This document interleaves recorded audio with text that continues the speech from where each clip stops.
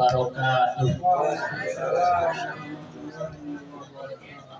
Alhamdulillahilladzi anzala sakinata fi qulubil mu'minin liyazdadu imanan ma'a imanihim. Bagi Allah yang telah menurunkan kesakinahan, ketentraman kepada hambanya dan kepada seluruh orang-orang yang beriman. Salawat dan salam semoga senantiasa tercurah kepada junjungan kita Rasulullah Sallallahu Alaihi Wasallam. Alhamdulillah, di tengah guyuran hujan sebagai rahmat, di sini pula kita berkumpul melaksanakan salah satu sunnah Rasulullah Sallallahu Alaihi Wasallam, yaitu akad nikah. Mungkin sebagian ada yang bertanya, kok nggak ada bapak penghulu? Ini yang mungkin seringkali kita menjadi salah. Ya. Penghulu atau wali itu adalah orang tuanya. Orang tua si calon mempelai perempuan, ya, dinikahkan oleh ayahnya, kalau ayahnya masih ada, dan alhamdulillah saat ini masih ada. Nah, cuma kita tergantung kepada Pak Penghulu. Apakah ini nikah siri? Pertanyaan. Dalam Islam nggak ada istilah nikah siri. Yang ada nikah seri. 1, 2, 3, 4, itu kan seri itu ya. Nah, itu ada itu. Ya, surat An-Nisa. Wih, pada apa ya? Buat ibu-ibu surat wanti-wanti, ya. Buat bapak-bapak surat harapan. Jadi tidak ada nikah siri. Sah kalau syarat-syarat rukun nikahnya sudah terpenuhi. Apa? Yang pertama, ada mempelai laki-laki. Ada Mas Mario. Ya. Ada mempelai wanita. Ada Mbak Lela. Ada wali, ada Mbak Jema. Ada saksi, ada 2 orang saksi yang menyaksikan, ya, secara legalitasnya. Tapi sesungguhnya saksi itu adalah kita semua. Dan ada apa satu lagi? Mahar. 2 lagi. Ada mahar, dan tadi yang diucapkan berkali-kali, ijab qabul. Ketika itu semua terpenuhi, maka syahlah acara prosesi pernikahan itu. Ya. Jangan nanti ada satu anggapan, kalau penghulu belum datang, baru setengah halal. Kalau setengah halal, setengahnya lagi haram. Ya. Nah, jadi tidak ada setengah-setengah. Ketika itu dilaksanakan memenuhi syarat agama, maka itu sah, ya, Mas Mario, ya. Jadi sudah sah, ya. Tapi sabar dulu, kita belum keluar. Ya. Mas Mario ini dari angkatan apa?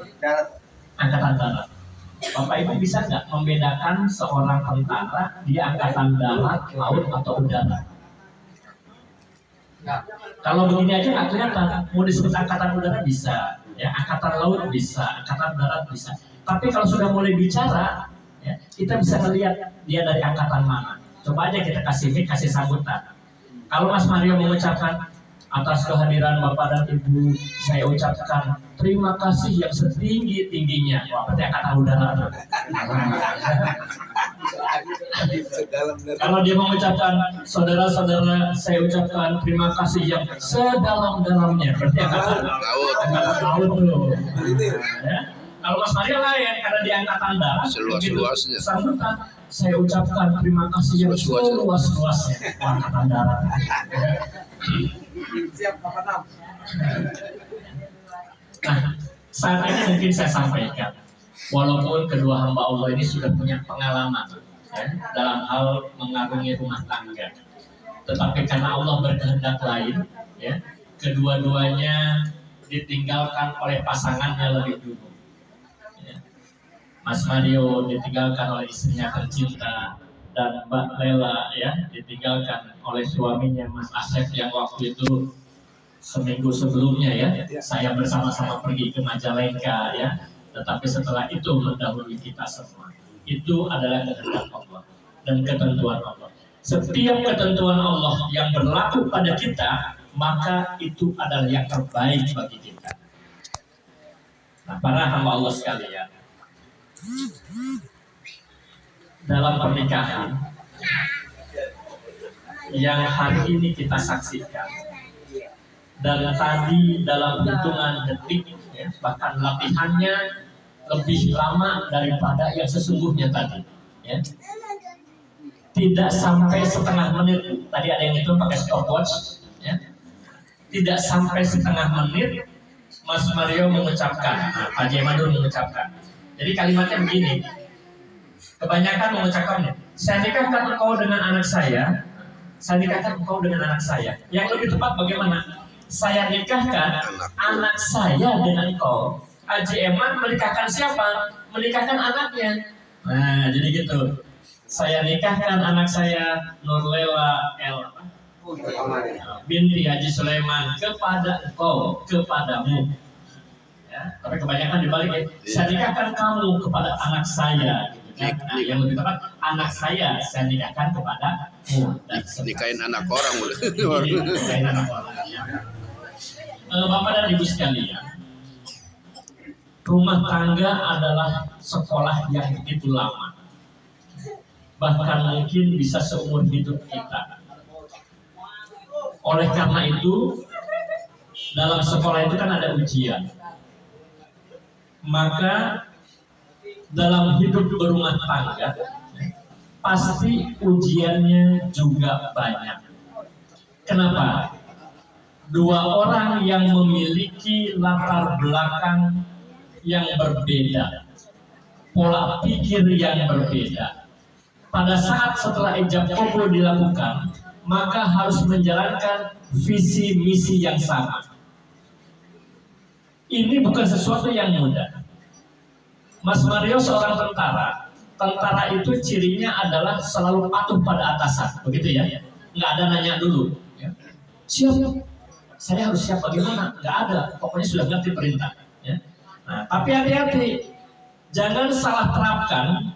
Kalau kita punya anak buah di kantor terhadap istri di rumah, ya. Karena dia tentara, suaminya, istrinya diperlakukan sebagai prajurit. Nah, kasihan, repot dia. Ya. Istrinya suruh nunggu berdiri di tempat istirahat, gitu ya. Nggak masak-masak istirahat terus. Ya. Jadi, nah, bagaimana kita memperlakukan istri kita? Disinilah Rasulullah sudah mewanti-wanti, ya. Bahkan ketika tadi Ustaz Rifai membacakan khutbah nikah yang berisi 4 ayat tentang takwa. Kenapa? Karena inti membangun rumah tangga, intinya adalah berdasarkan kepada takwa. Cucu Rasulullah Hasan sempat ditanya oleh seorang sahabat, wahai cucunda Rasulullah, saya punya seorang anak gadis dan banyak yang meminang. Kepada siapa saya harus menikahkan anak saya? Lalu cucunda Rasul mengatakan, nikahkan anakmu kepada orang yang paling bertakwa, bukan kepada orang yang paling kaya, bukan kepada orang yang paling tinggi pangkatnya, bukan orang yang paling terhormat di mata manusia. Tetapi dikatakan oleh cucunda Rasulullah, nikahkan anakmu dengan orang yang paling takwa. Kenapa? Karena kalau dia dalam keadaan kesulitan, dia tetap akan ada dalam situasi yang sabar. Ketika dia berada dalam kelebihan, dia akan berada dalam keadaan bersyukur kepada Allah. Oleh karena itu, para hadirin sekalian, Rasulullah mengatakan, ya, bahagiakanlah Allah, maka Allah akan membahagiakan rumah tangga. Dengan modal dan dasar takwa, kita bisa membahagiakan Allah dalam bentuk mentaati segala yang Allah perintahkan kepada kita. Dan kita patuh kepada Allah untuk menjauhi segala larangan yang memang sudah menjadi ketetapan Allah. Melaksanakan perintah-perintahnya, menjauhi larangannya. Nah, ketika prinsip-prinsip takwa ini, ya, diterapkan dalam kehidupan rumah tangga, maka insya Allah rumah tangga itulah yang yang Rasulullah katakan, bahagiakan Allah, maka Allah akan membahagiakan keluarga. Bangun sebuah rumah tangga yang didasarkan pada nilai-nilai ketakwaan. Nah, ibu-ibu biasanya apa? Sekarang yang lebih viral kasusnya siapa? Pernikahannya siapa? Sambo. Waduh, ya. Apa pernikahannya? Lesti Kejora sama siapa, Bu? Waduh, apa ya? Bilar, ya. Nah, ya. Apa yang terjadi? Yang satu cantik istrinya, suaminya tampan, walaupun tidak setampan saya. Kalau dilihat kekayaan, berapa miliar kekayaannya Lesti, berapa miliar kekayaan suaminya, rumahnya begitu mewah. Tetapi ini pusatnya update juga ya, saya dengar cerita aja. Nah, emang kadang-kadang ya, kalau dalam pernikahan juga begitu. Ya. Yang nikah mah calon pengantin laki-laki, pengantin perempuan malu-malu, tenang-tenang ya. Yang heboh mama biasanya. Pakai itu, pegang tuh. Apa yang heboh mama ya? Bapak dan Ibu yang dirahmati Allah Subhanahu wa taala, hakikat pernikahan dikatakan oleh Allah adalah sebagai mitsaqon ghalidho, perjanjian yang agung. Walaupun perjanjian yang agung itu hanya diucapkan mungkin beberapa detik saja. Tadi saya katakan tidak sampai setengah menit. Tetapi dengan ucapan yang hanya singkat itu, yang hanya beberapa kejap saja, terjadi sebuah perubahan yang besar. Mbak Lela tadinya haram buat Mas Mario. Ternyata setelah mengucapkan kata-kata qabul tadi menjadi halal. Halal, ya. Yang tadinya cuma bisa melihat dari jauh-jauh, sekarang boleh ditabrak. Bukan cuma dilihat, ya. Boleh, karena sudah memenuhi syarat-syarat syariat rukun nikah tadi. Nah, sebagai mitsaqon ghalidho, sebagai sebuah perjanjian yang agung, inilah yang harus kita jaga. Maka jangan pernah Bapak dan Ibu sekalian, walaupun sudah menikah cukup lama, ya, ketika terjadi konflik di dalam rumah tangga, karena konflik itu bisa saja mengenai orang yang baru berumah tangga seminggu, sebulan, 2 bulan, bahkan sudah puluhan tahun pun ya, bisa dilanda konflik. Bahkan orang yang sudah punya anak banyak terpaksa harus bercerai. Bupati mana yang lagi membuat cerai suaminya? Update ya? Istri menggugat cerai suaminya, dua-duanya orang terpandang. Satu suaminya anggota DPR, istrinya Bupati Purwakarta, Wanayasa. Nah, apa kan? Iya, maka saya suruh baca dulu ya begitu. Ya. Anak sudah 3, ya, tapi digugat cerai oleh istrinya. Kenapa? Ada permasalahan di situ. Oleh karena itu Rasulullah sudah menggariskan lebih dulu. Perceraian itu ada sesuatu yang dihalalkan, tetapi dibenci. Maka ketika kita ketemu dengan permasalahan, jangan selalu mengatakan saya cerai kamu atau saya minta cerai, kembalikan saya ke rumah orang tua, karena namanya terminal dulu. Nah, jadi jangan katakan kata-kata seperti itu. Maka ketika ada masalah, dan setiap rumah tangga pasti ada masalah. Jangankan sekelas kita, Rasulullah pernah ketemu masalah ketika berumah tangga. Ketemu, misalnya bagaimana masalah Rasulullah? Ketika pulang malam, rumahnya sudah dikunci, diketok, istrinya masih tidur karena lelah. Ya. Akhirnya ada penyelesaian masalah. Iya, apa yang dilakukan Rasulullah? Tidak gedor-gedor sambil ditendang pintunya, tetapi beliau tidur di teras rumahnya, ya, di depan rumah. Ada masalah, iya, tetapi solusi yang diambil juga ada. Apakah sahabat Umar pernah ketemu masalah? Pernah. Ya. Ketika satu saat ada seorang sahabat dimarahin dulu sama istrinya.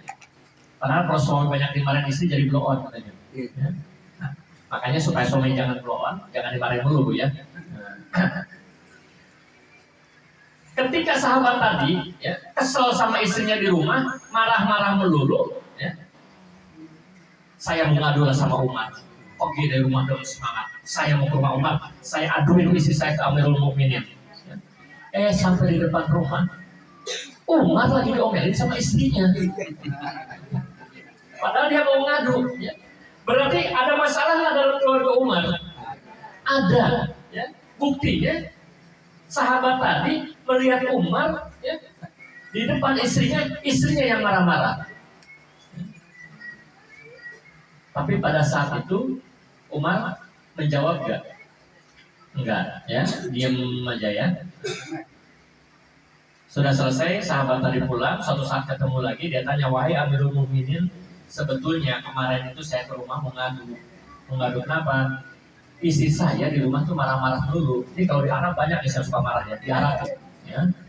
Jelusi nggak ada, ya. Enggak ya jelusi ya, nggak beda maksudnya. Robandak kena nggak robandak? Di puncak. Enggak ya, nggak beda. Tapi ketika engkau saya lihat dimarahi istri dan kau diam, kenapa sih nggak ngejawab? Padahal Umar itu orang yang paling ditakuti, bukan cuma orang yang takut. Setan juga takut sama Umar. Kalau kita takut sama setan, ya, setan takut sama Umar. Tapi Umar takut sama istri. Berarti istri lebih galak dari Setan. Itu udah kesimpulan saya.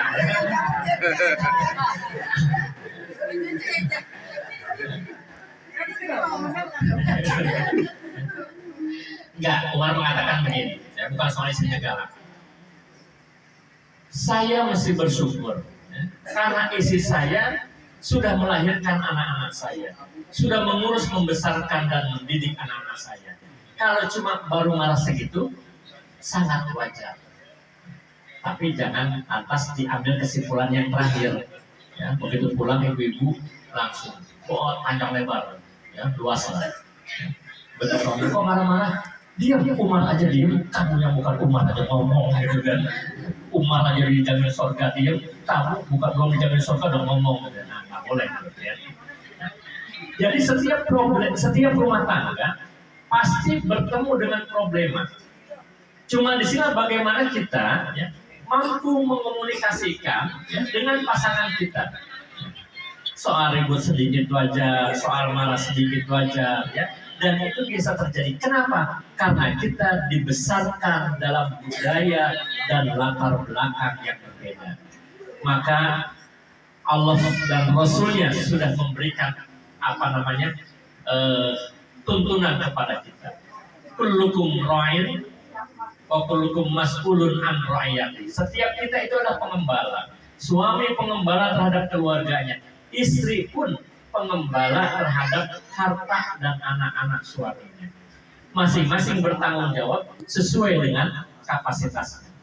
Ar-rijalu qawwamuna 'alan nisa.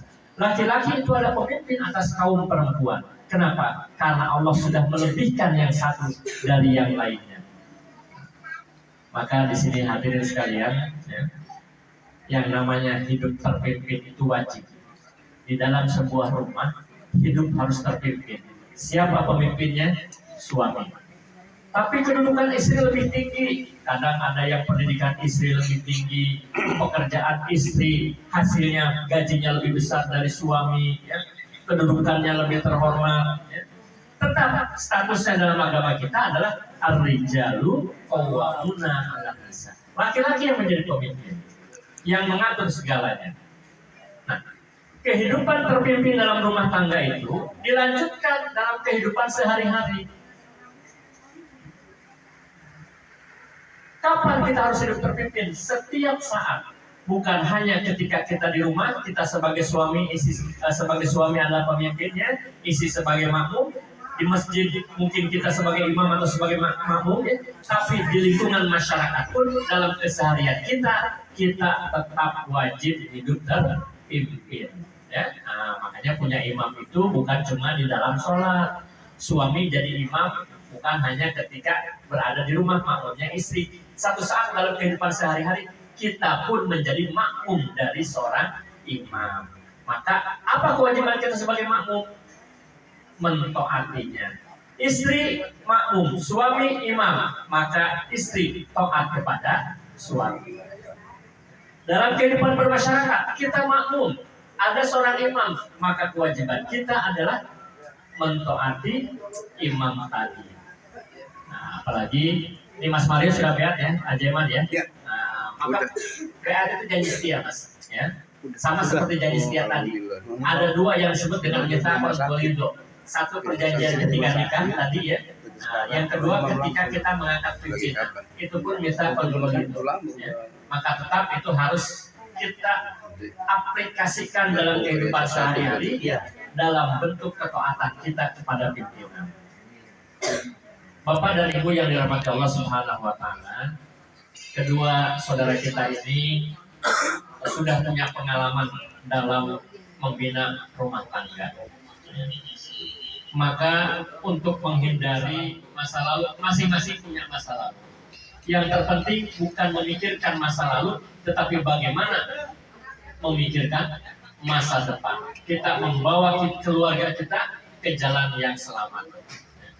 Dan seorang istri yang baik bukanlah seperti istrinya Nabi Nuh, ya.